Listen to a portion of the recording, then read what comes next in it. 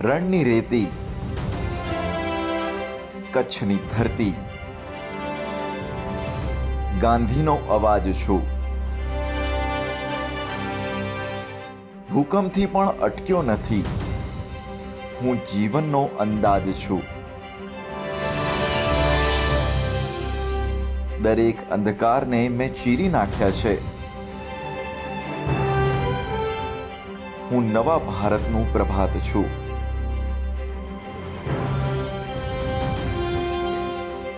ગૌરવ, અતીત અને ઉજ્જવળ ભવિષ્ય, જેનું નામ દેશ અને દુનિયા લઈ રહી છે. જી હા, હું એ જ દિવ્ય ભૂમિ ગુજરાત છું.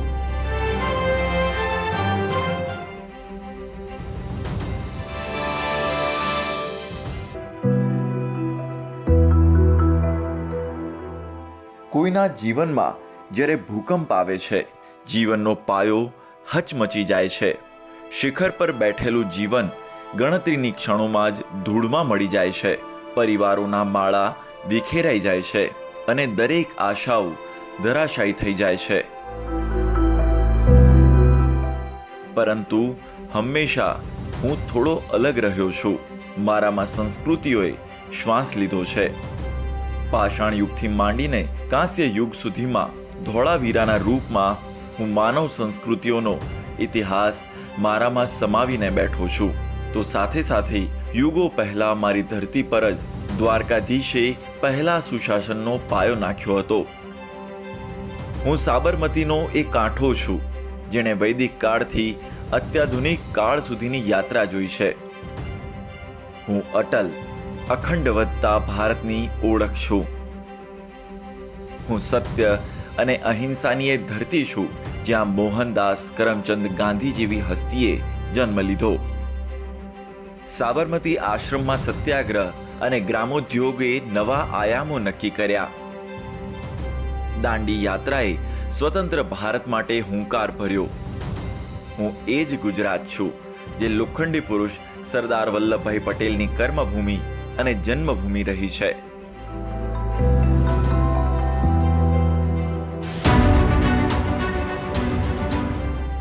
સ્વતંત્ર ભારતને કાશ્મીરથી કન્યાકુમારી સુધી એકતાના તાંતણે બાંધવાના શિલ્પી કોઈ બીજા નહીં પણ સરદાર વલ્લભભાઈ પટેલ જ હતા. गुजरात के गौरवशाली योगदान का अपना एक अलग ही स्वर्णिम अध्याय लिखा है. गुजरात ने बापू के रूप में आजादी की लड़ाई को नेतृत्व दिया. गुजरात ने लौह पुरुष सरदार पटेल जी से नायक दिए, जिन्होंने आजादी के बाद एक भारत श्रेष्ठ भारत की बुनियाद रची. बारडोली आंदोलन और दांडी यात्रा से निकले संदेश ने पूरे देश को एकजुट कर दिया था. આજ છે ગુજરાત, જ્યાં જીવન, સુશાસન અને અદમ્ય ઈચ્છા શક્તિનો આ પાયો એટલો બધો મજબૂત છે કે કોઈ ભૂચાલ કે ભૂકંપ તેને હલાવી શકે તેમ નથી. વર્ષ 2001માં ગુજરાતમાં આવેલા ભીષણ ભૂકંપે માત્ર આ રાજ્યને જ નહીં બલ્કિ આખા દેશને હચમચાવી દીધો હતો. પણ જે ઝૂકી જાય એ ગુજરાત નહીં.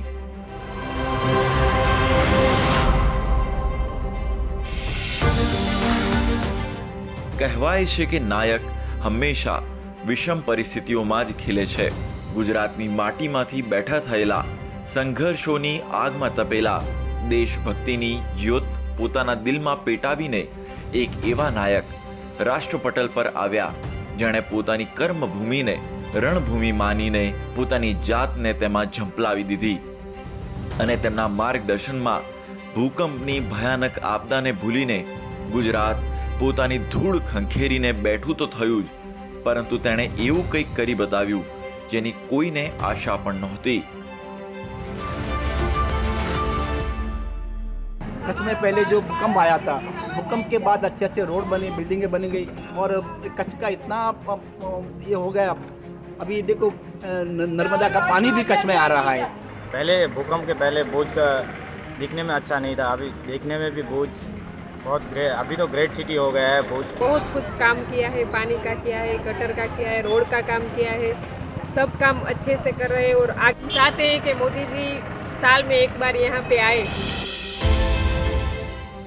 પોતાની તમામ તાકાત એકઠી કરીને ગુજરાતે આત્મનિર્ભરતાનો માર્ગ અપનાવ્યો.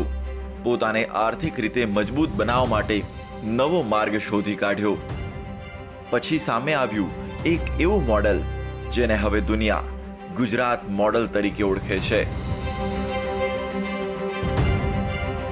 દેશનું દરેક રાજ્ય જે વિકાસના માર્ગે દોડવાનું સપનું જુએ છે તે આ જ ગુજરાત મોડલના પદચિહ્નો પર ચાલવાનો પ્રયાસ કરે છે. આપણું ગુજરાતના નાદ સાથે વ્યક્તિના ભીતર એક ભાવ જાગે, આ આપણું ગુજરાત છે, આ આપણું ગુજરાત છે, આ આપણું ગુજરાત છે. એને આગવું ગુજરાત બનાવવું છે, એને આગવું ગુજરાત બનાવવું છે. એક કદમ હું પણ ચાલીશ, એક કદમ એને પણ ચલાવીશ અને અમે સાથે મળીને 5 કદમ ચાલીશું. જ્યાં ઊભા છીએ ત્યાંથી આગળ વધીશું, બેઠા છીએ તો ઊભા થઈશું. અમે ગતિ બદલવા માંગીએ છીએ, અમે દિશા નિર્ધારિત કરીને ચાલનારા લોકો છીએ. અમારું લક્ષ્ય સ્પષ્ટ છે. એ ગુજરાત મોડલ જ હતું જેણે વારંવાર પહેલા 2002, પછી 2007 અને પછી વર્ષ 2012માં નિરંતર શાનદાર નેતૃત્વ પ્રાપ્ત કરવાની હેટ્રિક કરી.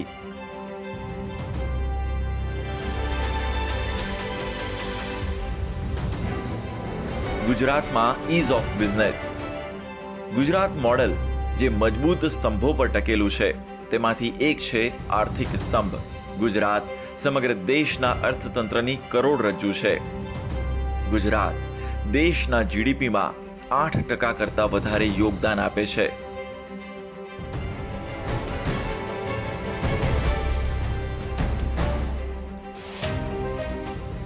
નરેન્દ્ર મોદીના નેતૃત્વમાં ઇઝ ઓફ ડુઇંગ બિઝનેસને વધુ સરળ કરવામાં આવ્યું અને આથી જ રાજ્યના ઉદ્યોગો અને ધંધાઓમાં રોકાણ પણ વધતું ગયું. ઓનલાઈન અરજીથી માંડીને ઉદ્યોગની સંપૂર્ણ મંજૂરી સુધીની સુવિધા અહીં ઉપલબ્ધ છે. તેનું પરિણામ એ આવ્યું કે અહીં મોટી માત્રામાં ઉદ્યોગો સ્થાપવામાં આવ્યા. આથી જ વિદેશી રોકાણ પણ અહીં ઝડપથી વધ્યું. વીજળી, માર્ગો અને પાણીની મૂળભૂત સુવિધાઓ પર ધ્યાન આપીને આ મોડલને વધારે મજબૂત કરવામાં આવ્યું છે. पहले मेरा बिजनेस पहले भी बेरिंग का था, 20 साल पहले, आज भी बेरिंग का है. पहले 20 साल पहले मेरा टर्नओवर तकरीबन 22-23 लाख था, आज 6-7 करोड़ है. जब मोदी जी गुजरात के सीएम बने उसके बाद उसने बहुत सारे चेन लाए इंडस्ट्रीज के लिए, इलेक्ट्रिसिटी के लिए, पानी के लिए, वो सारी सुविधा दे गई. इसलिए इंडस्ट्री ज़्यादा से ज़्यादा ग्रो करने लगी. यहाँ पे ट्रांसपोर्टेशन है, यहाँ पे इलेक्ट्रिसिटी है प्रोडक्शन के लिए. आज प्रतिदिन 4.5 से 5 करोड़ मीटर कपड़ा पर डे बनता है. इलेक्ट्रिसिटी का हमारे को आज कोई भी तकलीफ नहीं आता है, जिससे हमारी इंडस्ट्री बूम करती रही कंटिन्यू. और ये कपड़ा 5 करोड़ मीटर तो बनता है, उसके साथ में प्रोसेस हाउस है हमारे यहाँ पे तकरीबन 350 से 400 के बीच प्रोसेस हाउस है. कोई भी तकलीफ नहीं है, कंटिन्यू चलते रहते हैं. નર્મદાથી આવી ખુશીઓ. આવી જ રીતે કૃષિના ક્ષેત્રમાં એક સમય ગુજરાત પછાત હતું, પરંતુ નર્મદા ડેમ પછી કાઢવામાં આવેલી નહેરોએ ખેતરોમાં પાણી પહોંચાડવાનું કામ કર્યું છે. સાથે જ આ નહેરોમાં સોલાર ઉર્જા પર પણ કામ કરવામાં આવ્યું છે. આ કામની નવા અને રચનાત્મક રીતો અપનાવવામાં આવી, જેના ખૂબ જ સુખદ પરિણામો સામે આવ્યા છે. આ ઉપરાંત સૌરાષ્ટ્રમાં સૌની અને ઉત્તર ગુજરાતમાં સુજલામ સુફલામ યોજનાના પ્રભાવી પરિણામો ગુજરાતની જનતાને મળી રહ્યા છે.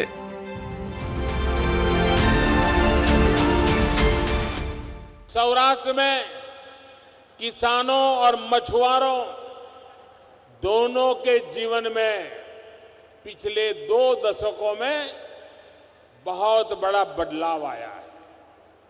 मछुआरों की नावों को आधुनिक बनाने के लिए सब्सिडी दी. किसानों की तरह ही मछुआरों को किसान क्रेडिट कार्ड दिए. साथियों, आज मुझे बहुत संतोष होता है जब सौनी योजना से हो रहे बदलाव को मैं देखता हूं.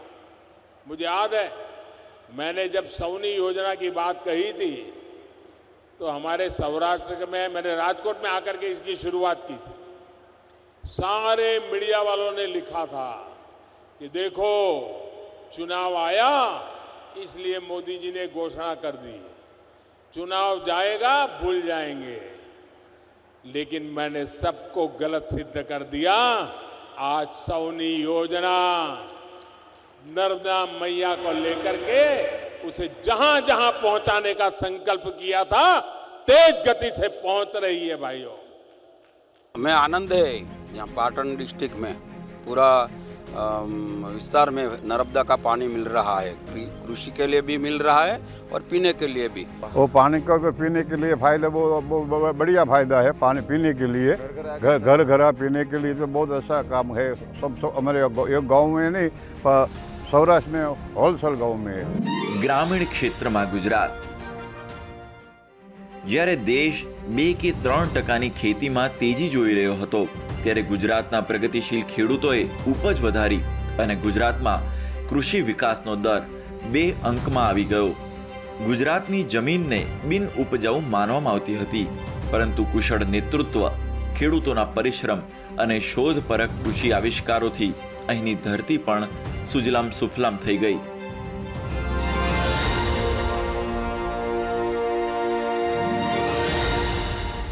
पहले हम लोग जो परंपरागत जो हमारी खेती दी होती थी वो करते थे, मगर अभी सरकार श्री जैसे किसी में 50% है, किसी में 75% है। हम लोग एससी में हैं तो हमें 75% मिल रहा है सब्सिडी। तो हम लोग अभी सरकार के प्रोत्साहन से, सब्सिडी की वजह से हम लोग ये जो बागायती है, बागबानी है, उसमें हम लोग अभी मुड़े हैं। और अभी थोड़ा टाइम से हम लोग ये बागबानी में गए तो हमें बहुत अच्छा मुनाफा मिल रहा है इससे। सरकार ने गुजरात में GJRC की स्थापना करने के बाद ड्रिप इरिगेशन की सब्सिडी दी 50%। तो उसमें से हमें को 50% सब्सिडी दी, तो उससे हमें को ड्रिप इरिगेशन से बहुत फ़ायदा हुआ।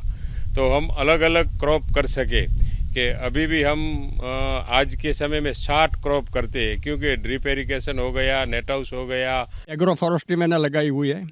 और मैं जब बारिश के मौसम में जब भाव कम होता है लेमन का, तो मैं मीठा अचार बनाता हूँ, खट्टा अचार बनाता हूँ। बाज़ार में उसकी बहुत डिमांड है। लेमन का जो मेरा बगीचा है उसमें बीच में हम कठोल जैसे कि मूंगफली, मग, तल, तिल, ये सब हम लगाते हैं। सब्जी भी लगाते हैं, तो इसका अच्छा भाव मेरे को मिलता है।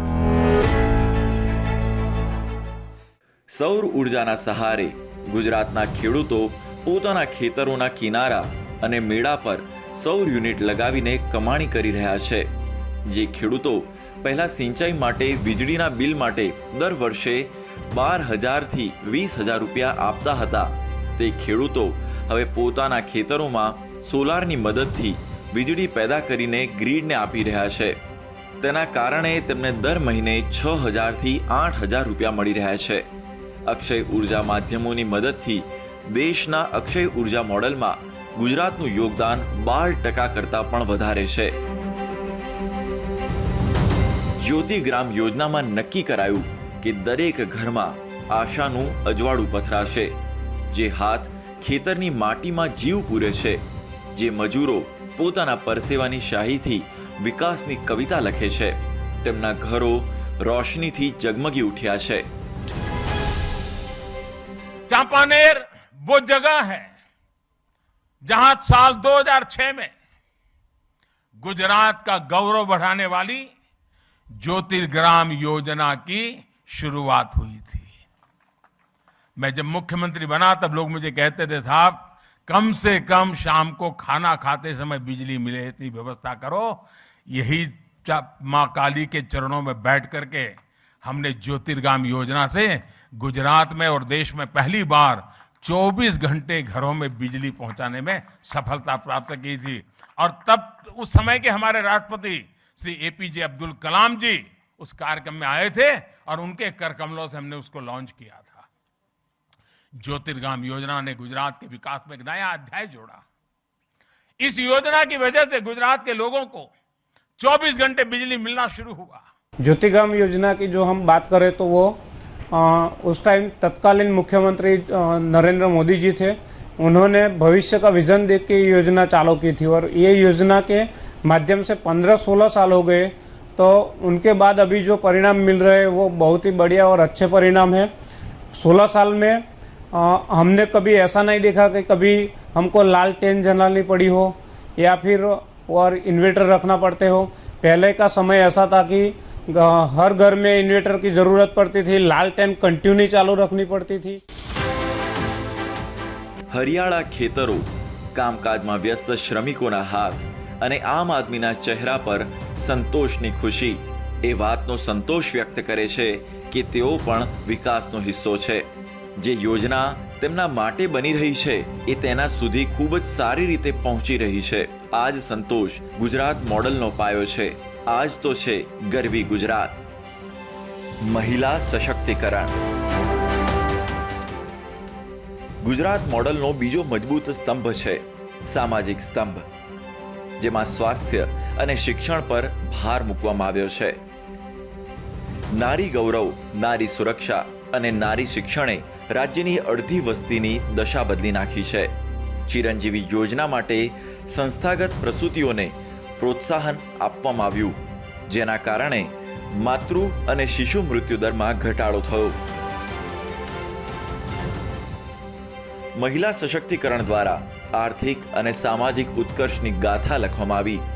મિશન મંગલમના માધ્યમથી સખી મંડળની રચના કરવામાં આવી અને ગરીબ મહિલાઓના જીવનમાં અજવાળું લાવવામાં આવ્યું।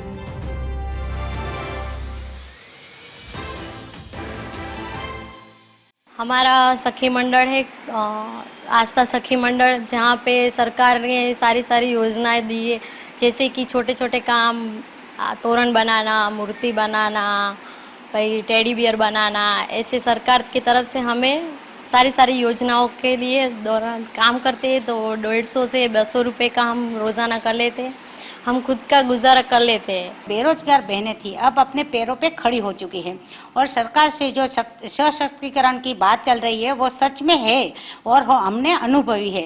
जो बहनें पहले कुछ काम नहीं करती थी, अभी अब वो 200 या 300 का काम पर डे कर सकती है। વર્ષ 2014 સુધી ગુજરાતના લોકનાયકના રૂપમાં નરેન્દ્ર મોદીએ આગળ વધવાનો જે માર્ગ ચીંધ્યો, તેમને ખબર હતી કે તેઓ આ માર્ગે જ આગળ વધીને દેશના શિખર પર આરૂઢ થશે, કારણ કે ગુજરાતની માટીમાંથી જ તેમને જનતા સાથે જોડવાનો જે વિશ્વાસ પ્રાપ્ત થયો, એ વિશ્વાસ પર તેઓ ખરા ઉતરતા ગયા।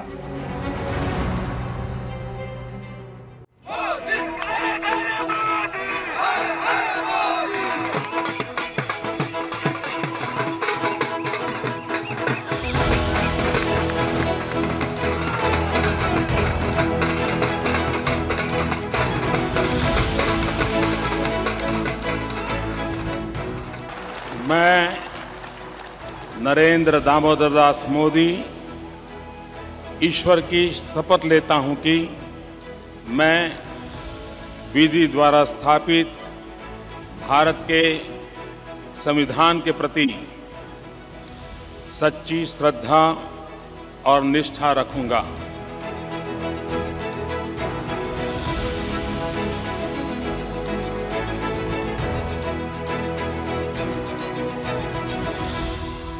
दो 2014 में देशवासियों ने मुझे दायित्व दिया। आजादी के बाद जन्मा हुआ मैं पहला व्यक्ति था जिसको लाल किले से देशवासियों का गौरवगान करने का अवसर मिला था।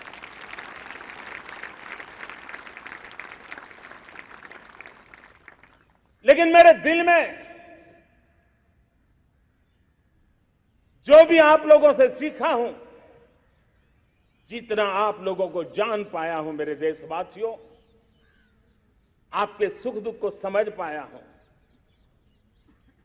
देश की आशा अपेक्षाओं के भीतर वो कौन सी आत्मा बसती है, उसको जितना मैं समझ पाया हूं, उसको लेकर के मैंने अपना पूरा कालखंड देश के उन लोगों को एम्पावर करने में खपाया। मेरे दलित हो, शोषित हो, पीड़ित हो, वंचित हो, आदिवासी हो, महिला हो, युवा हो, किसान हो, दिव्यांग हो, पूरब हो, पश्चिम हो, उत्तर हो, दक्षिण हो, समुद्र का तट हो, हिमालय की कंदराएं हो, हर कोने में महात्मा गांधी का जो सपना था आखिर इंसान की चिंता करने का, महात्मा गांधी जी की आकांक्षा थी अंतिम छोर पर बैठे हुए व्यक्ति को समर्थ बनाने की, मैंने अपने आप को उसके लिए समर्पित किया। 3 દાયકા પછી દેશની સામાન્ય ચૂંટણીમાં તેમણે જનતાને એક મજબૂત સરકાર આપી અને સફળતાની આ કહાની માત્ર કાગળ પર નથી પરંતુ પાયાની વાસ્તવિકતા છે। સુરતનો હીરા ઉદ્યોગ કંઈક એવો છે કે દુનિયાનો દરેક ત્રીજો હીરો અહીંયા જ પોલિશ કરવામાં આવે છે અને આ હીરાની ચમકથી જ ગુજરાતનો તાજ જગમગે છે। बीते 2 दशकों से विकास के जिस पथ पर सूरत चल पड़ा है वो आने वाले सालों में और तेज होने वाला है। यही विकास आज डबल इंजन सरकार पर विश्वास के रूप में झलकता है। जब विश्वास बढ़ता है तो प्रयास बढ़ता है और सबका प्रयास से राष्ट्र के विकास की गति तेज होती है। वैल्यू एडिशन करके इस ज्वेलरी इंडस्ट्री में हम गौरव के साथ कह सकते हैं कि अभी हम ज्वेलरी इंडस्ट्री में 10% के करीब आ गए हैं और विश्व में जब 50% के करीब हम आ जाएंगे तो ज्वेलरी इंडस्ट्री में इंडिया का बहुत सा बड़ा एक शेयर होगा और गुजरात को इनकी रोजी रोटी और लेबर सब गुजरात को मिलने वाली है, मिल रही है। ગુજરાત આજે વિશ્વાસનું બીજું નામ બની ગયું છે। દેશના દરેક ભાગોમાંથી રોજ લોકો અહીં રોજગારીની શોધમાં આવે છે અને તેમને અહીં માત્ર રોજગારી જ નથી મળતી પરંતુ સારા જીવનનો ભરોસો પણ મળે છે।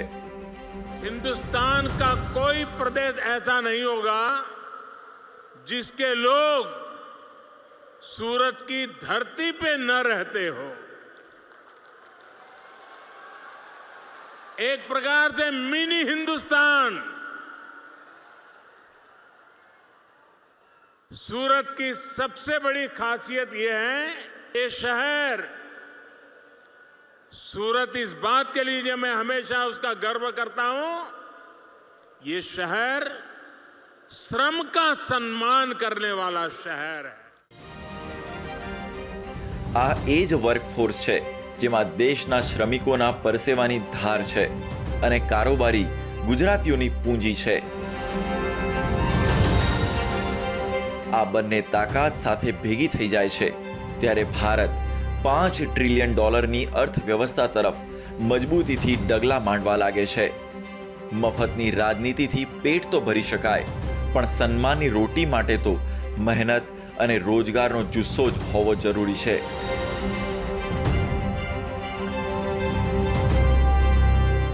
દેશનો એક સામાન્ય જનમાનસ ગુજરાત પાસેથી જો કંઈ શીખી શકે છે તો એ છે વેપાર અને ફાયદામાં સૌને જોડવાની ભાવના જેને આપણે સહભાગિતા કહીએ છીએ। मैं दावे से कहता हूं मित्रों, इतने कम समय में गुजरात ने जो अपना ब्रांडिंग किया है शायद दुनिया की 10 ऐसी कंपनियां इकट्ठी हो ये स्थिति पैदा नहीं कर सकती। मैं एक दृष्टिकोण में बदलाव कैसे आता है वो दिखाना चाहता हूं। और मैं जब विदेशों में गया तो मैंने लोगों से कहा था, लोग मुझे कहते थे कि आप क्या चाहते हैं, मैंने कहा मैं कुछ नहीं चाहता हूं, मैं इतना ही चाहता हूं सिर्फ एक बार गुजरात आइए। और मैं कहता था फील गुजरात, इतनी छोटी सी बात मैं कह के आया हूं दुनिया को, फील गुजरात। आज मित्रों जो लोग गुजरात की धरती पर आते हैं और मेरी मिट्टी की कसम कह करके मैं कहता हूं इस मिट्टी की ताकत इतनी जबरदस्त है, हमारे पुरखों ने इतना परिश्रम करके संजाई हुई ये ऐसी मिट्टी है, यहां आने वाला हर व्यक्ति उसके सुगंध से अभिभूत होकर के दुनिया के देशों में जाकर के अपनी बात बताता है। આ આત્મનિર્ભર ગુજરાતનો ચમકતો ચહેરો છે. ગુજરાત એક એવું કેનવાસ છે જેમાં સંસ્કૃતિના રંગો પણ છે અને આત્મનિર્ભર થવાની જીદ પણ છે. પણ તસવીરનો સૌથી સુંદર રંગ છે અહીંના યુવાનોની ઉદ્યમશીલતા. ઉદ્યમશીલતા અહીંના યુવાનોના લોહીમાં દોડે છે. ગુજરાતનો યુવાન નોકરીની વાત નથી કરતો, પરંતુ પોતાની મહેનત, રણનીતિ અને આત્મવિશ્વાસના બળ પર તે 10 લોકોને નોકરી આપવાની ઈચ્છા શક્તિ રાખે છે. અને આ જ કારણે ગુજરાતમાં પરંપરાગત ઉદ્યોગ ધંધાઓ તો ખીલી જ રહ્યા છે, પણ સાથે સાથે સ્ટાર્ટઅપ ઉદ્યમીઓએ પણ પરંપરાગત વ્યવસાયોમાં એવા આવિષ્કાર કર્યા છે જેને દુનિયાભરમાંથી પ્રશંસા મળી રહી છે. મુદ્રા, સ્ટાર્ટઅપ, સ્ટેન્ડઅપ જેવી સરકારી યોજનાઓએ અહીં તસવીર બદલી નાખી છે. ઇઝ ઓફ ડુઈંગ બિઝનેસનો લાભ લઈને ગુજરાતના યુવાનો સ્ટાર્ટઅપની મદદથી પોતાની નવી ઓળખ બનાવી રહ્યા છે. શિક્ષણ ક્ષેત્રમાં ગુજરાત.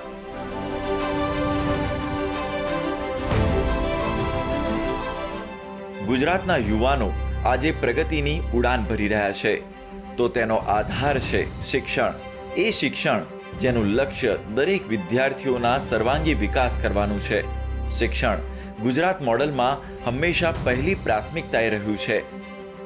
गुजरात आज सफलता की जिस ऊंचाई पर है, विकास की जिस ऊंचाई पर है, वो हर गुजराती को गर्व से भर देता है.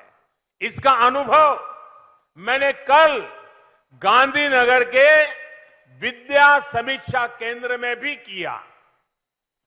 गुजरात के बच्चों के भविष्य को, हमारी आने वाली पीढ़ियों को संवारने के लिए विद्या समीक्षा केंद्र एक बहुत ताकत बन रहा है. हमारी सरकारी प्राथमिक शाला, उसके लिए इतनी बड़ी टेक्नोलॉजी का उपयोग ये दुनिया के लिए एक अजूबा है. आज ये विद्या समीक्षा केंद्र गुजरात के 54,000 से ज्यादा स्कूलों से 4.5 लाख से ज्यादा शिक्षक और 1.5 करोड़ से ज्यादा विद्यार्थियों की एक जीती जागती ऊर्जा का, ताकत का केंद्र बन गया है.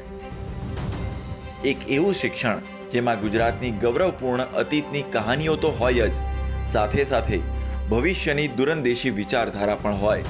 અને આ વિચારધારાએ જ દુનિયાની પહેલી ફોરેન્સિક સાયન્સ યુનિવર્સિટી, રક્ષા શક્તિ યુનિવર્સિટી અને બાયસેક જેવી સંસ્થાઓનો પાયો નાખ્યો, જે શિક્ષણના ક્ષેત્રમાં ગુજરાતના એવા પ્રયોગો હતા જે આજે રાષ્ટ્રીય સ્તરની સંસ્થાઓ છે.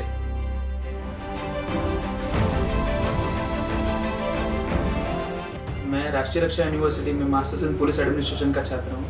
बात करें अगर हमारे डिपार्टमेंट की, तो हमारे डिपार्टमेंट में हमें वो सब्जेक्ट्स पढ़ाए जाते हैं जो नॉर्मली एक पुलिस ऑफिसर्स अपने ट्रेनिंग पीरियड में पढ़ते हैं. मैं राष्ट्रीय रक्षा यूनिवर्सिटी में LLM in criminal and security law की छात्रा हूँ. मैंने इसी वर्ष इस यूनिवर्सिटी में एडमिशन लिया है.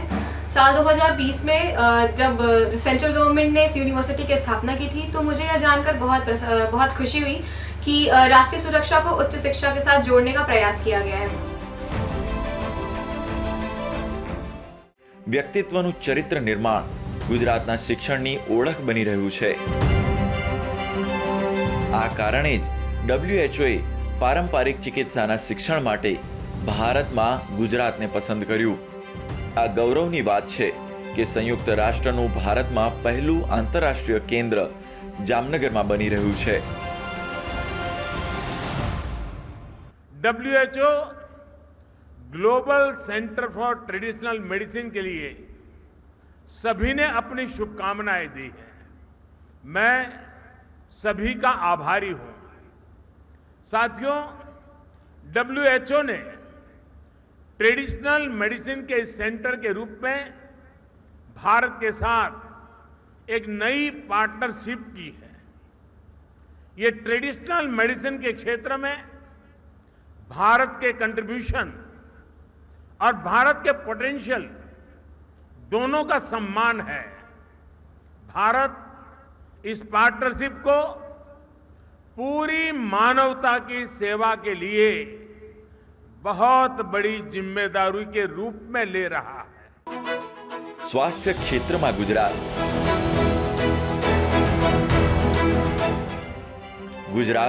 ખંતીલા લોકોની ભૂમિ છે.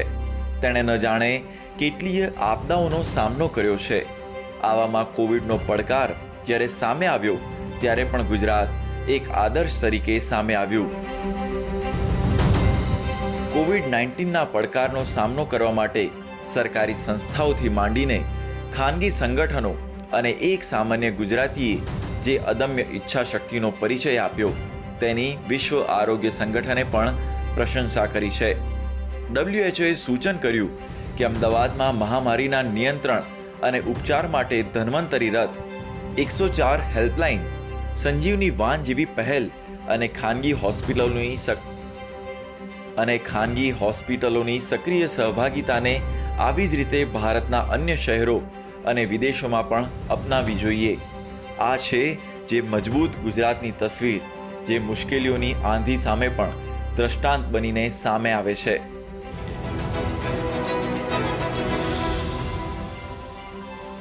एक डेढ़ साल पहले कोरोना की महामारी बहुत इतनी ज़्यादा थी कि हम घर से बाहर भी नहीं निकल पाते थे और किसी को हम घर के अंदर भी नहीं आने देते थे.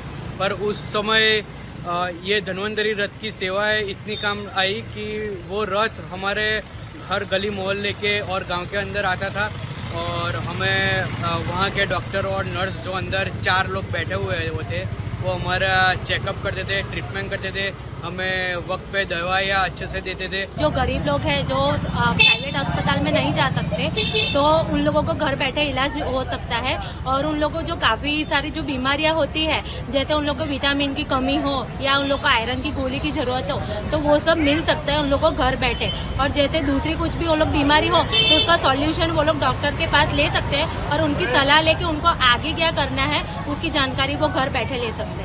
नस नस मानव रक्त वहावी जोम जगावो, तन मन साथे आजे रोम रोम जगावो. आप टूटे के धरती फाटे आज कमीलो, आफत ने अवसर मां पलटी आज रमीलो. खेल खेल तू सौनी साथे, खेल खेल गुजरात. રમતના ક્ષેત્રમાં ગુજરાત જનસેવાનું પ્રાંગણ હોય કે પછી રમતનું મેદાન, બાજી મારવાનું શીખવું હોય તો ગુજરાત પાસેથી શીખો. અમદાવાદનું કાંકરિયા ઇન્ડોર સ્ટેડિયમ હોય કે પછી મોટેરાનું નરેન્દ્ર મોદી સ્ટેડિયમ હોય, નવા ભારતને રમતગમત માટે નવી સુવિધાઓ આપવામાં પણ ગુજરાત પાછું નથી પડ્યું.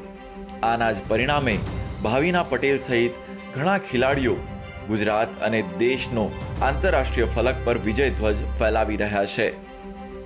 बेसिक जो स्पोर्ट्स है वो वहाँ से डेवलप होता है जो कि तालुका लेवल और डिस्ट्रिक्ट लेवल के सारे बच्चों को वहाँ पे मतलब लाया जाता है और उन्हें ऐसी फैसिलिटीज़ में मतलब रखा जाता है और उन्हें स्टेट लेवल और नेशनल लेवल कंपटीशन के लिए प्रिपेयर किया जाता है. DLSS में हमें डाइट अच्छी मिलती थी, हॉस्टल मिला था रहने के लिए, अच्छे से कोचेस दिए थे और वहाँ से मेरा सिलेक्शन हुआ एकेडमी के लिए जो SAG की है और उसमें भी सब अच्छा, उससे अच्छा हाईएस्ट लेवल पे हमें सब मिलता था डाइट वो सब. तो तब 2019 में मैं इंटरनेशनल लेवल पे खेली ग्रैंड स्लैम. રમત, ઉદ્યમિતા, કૃષિ અને આવિષ્કાર દરેક મોરચે ગુજરાત વિકાસનો હુંકાર ભરી રહ્યું છે.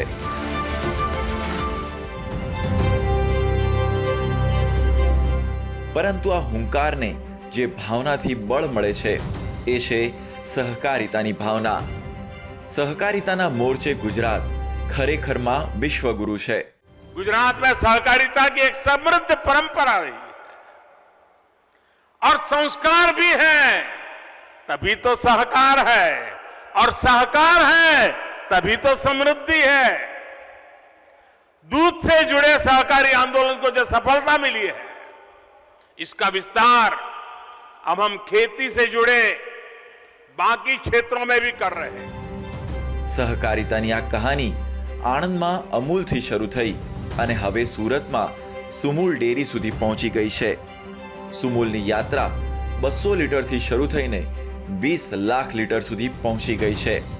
તેમાં દૂધ ઉત્પાદક જનજાતીય પુરુષો અને મહિલાઓનું ઘણું મોટું યોગદાન રહ્યું છે.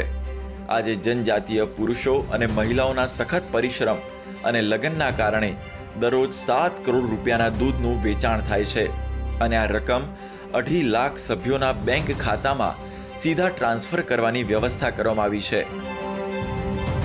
દૂધની ક્રાંતિ હવે વિકાસ ક્રાંતિમાં બદલાઈ ગઈ છે. દૂધ ઉત્પાદનમાં ગુજરાત દેશનું ચોથું સૌથી મોટું રાજ્ય છે. 50 भैंस और 70 गाय है. मैं दिवस का 390 लीटर भैंस का दूध बनाती हूँ और 450 लीटर गाय का. और मेरे पास बनास डेयरी की सारी एवी सहाय मिल रही है हमको. ગુજરાત જેના ખેડૂતોના ચહેરા પર સ્મિત છે, કારણ કે ખેતી હવે ફાયદાનો સોદો છે. યુવાનોના ચહેરા પર આત્મવિશ્વાસની ચમક છે, કારણ કે તેને કોઈ નોકરીની લાલચ નથી. અને મહિલાઓના ચહેરા પર ગર્વભર્યા સંતોષ છે, કારણ કે તેઓ પણ હવે વિકાસનો હિસ્સો છે, જેમાં માત્ર મહેનત જ નહીં પરંતુ કમાણીના પણ સમાન ભાગીદાર છે.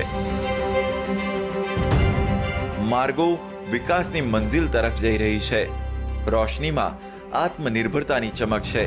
બાળકો પુસ્તકોમાં માત્ર સફળતા સુધીની સીમિત કહાનીઓ નથી વાંચી રહ્યા, પરંતુ તેમની સામે દેશને દિલમાં વસાવનારો એક જ લોકનાયક નહીં, પરંતુ એવા સેંકડો નાયકો છે જેમણે સફરને શિખરમાં બદલી છે અને ગુજરાતને ગરવી ગુજરાતનો તાજ પહેરાવ્યો છે.